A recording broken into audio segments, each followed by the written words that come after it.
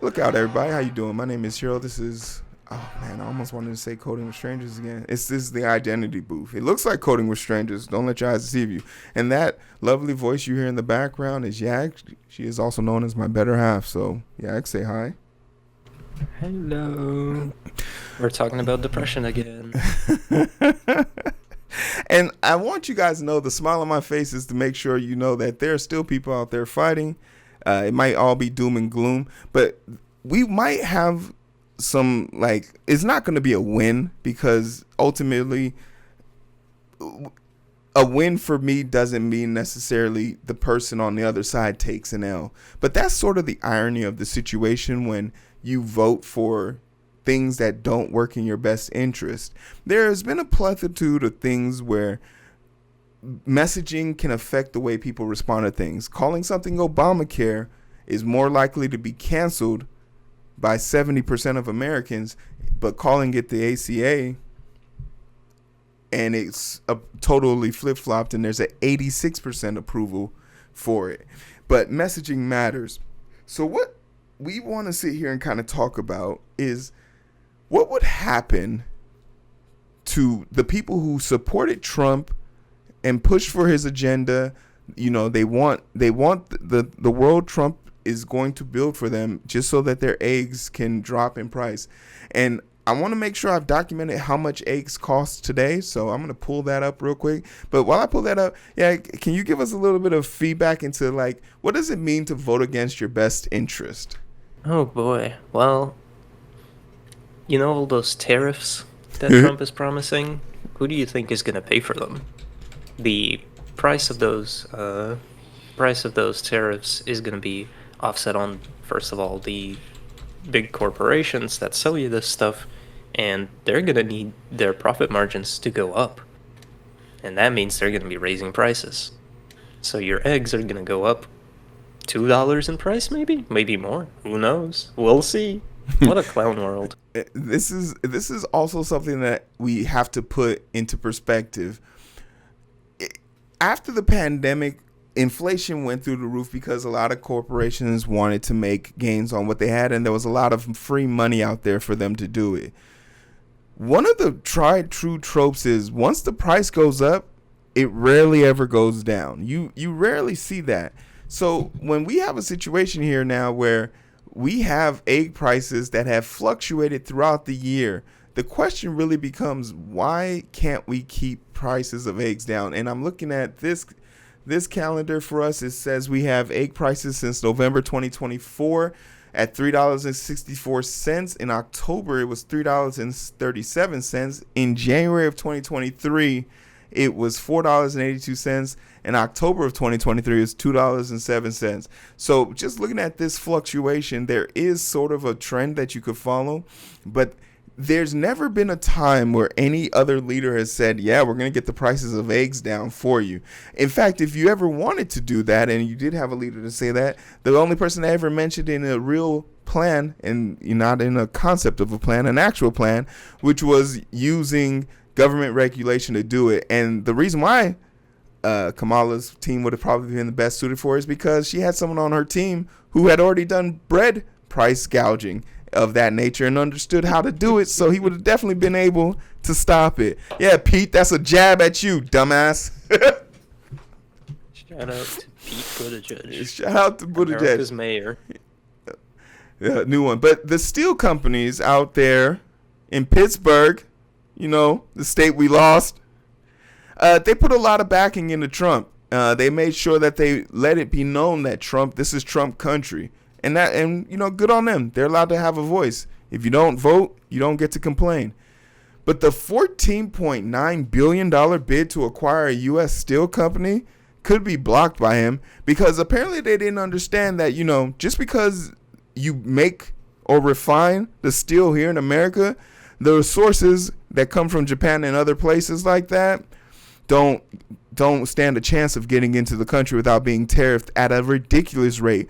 And just because the tariffs get passed on to the consumers doesn't mean that the company will not find ways of cutting their factory workload down to save even more off of it. This is a ripple effect, and the negative consequences of exorbitant capitalism. But this is just one realm of it, right? Another perspective of this for all the tech junkies out there. Hey, we all like video games, right? You're probably playing your Pokemon Go's and all that shit, right?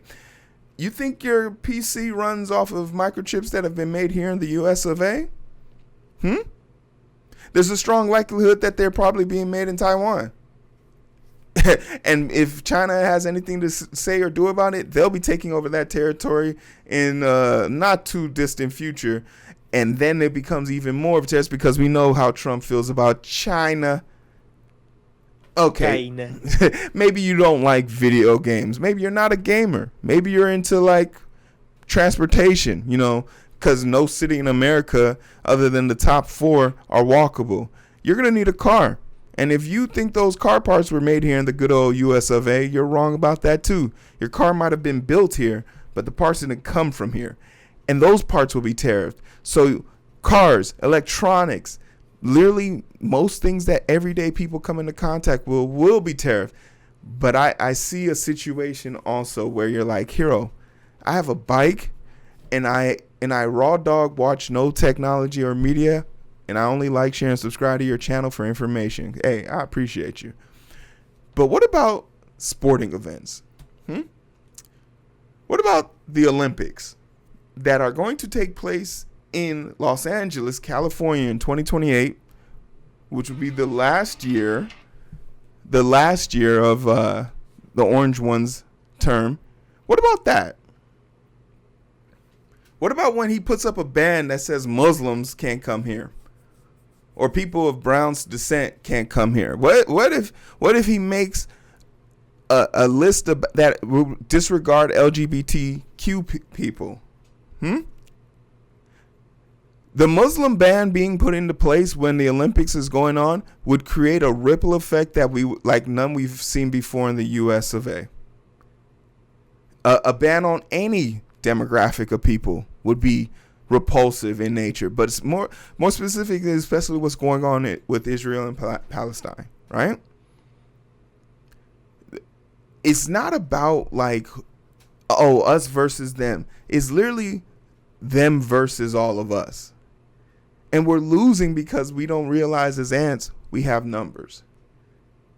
And that's the devastating part about it. That's the unshakable part about talking to someone who said, "Oh, I voted for Trump," and then in 6 months they're gonna be sitting in a unemployment line, talking about illegal. What you gonna say? He got all the aliens out, so now what? Like, when are we going to open up our eyes to the reality of the situation that a lot of the Democrats are by no means good, but you can't call this better, right? Or maybe I'm drinking the Kool-Aid here. I don't know. Yeah, am I crazy? I don't think you're crazy. There's plenty of criticism towards the Democrats that we can make as well. That we know that at least a part of why they lost is because they didn't fucking counter message. But at the very least, we could have organized a little better, maybe.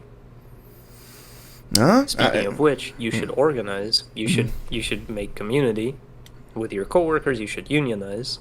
And you should go and talk to people, because we're going to have to resist for the next 4 years. And the talk it can't be an attack. There's a lot of people out here talking, but they're talking to attack. You're still angry. And if you're still angry, hey, we get that. But go to the gym, I don't know, make it to page 34, Booty Talk 34 on Pornhub, and get it out your system, because the people we're communicating with, they are on cloud 9. They think they have everything they could have ever asked for, without realizing they're going to lose a lot. So when someone comes to you and says, you know, we're losing our insurance because they're limiting what they can do with insurance companies, don't hit them with take the Luigi approach. Hit them with well, you know, you can do this, you know, you can do that. You know that you can write this to your congressperson or your senator to make them advocate for this. Hey, by the way, here's a list of all the people in Congress who are sponsored by your insurance company. You can mount a resistance, But the last thing you want to do is try and fight on a two-way street. You're fighting for the right for representation. Simultaneously, you're fighting against the corporation that is dogging you out. It'd be easier to take one on instead of trying to take them both on. But people rarely find empathy until it's too late. So just be vigilant and be wary of situations that are going around. Start to look around and pay attention to things in the way they are and how they are changing and how they will be changing over the next 4 years. There's not going to be as many safety nets as there was when he was here last time. A lot of those things didn't get repaired back when he damaged them, and even more of them are gone now that he's coming back. So that's pretty much my perspective on it. Yag, unless you got something to throw into the fire. No, I'm all politics out. Yeah, okay. Throw the whole country into the fire. I'll see you guys on the other side. Like, share, and subscribe. The Identity Booth, we're back on a good way. Olympics 2028.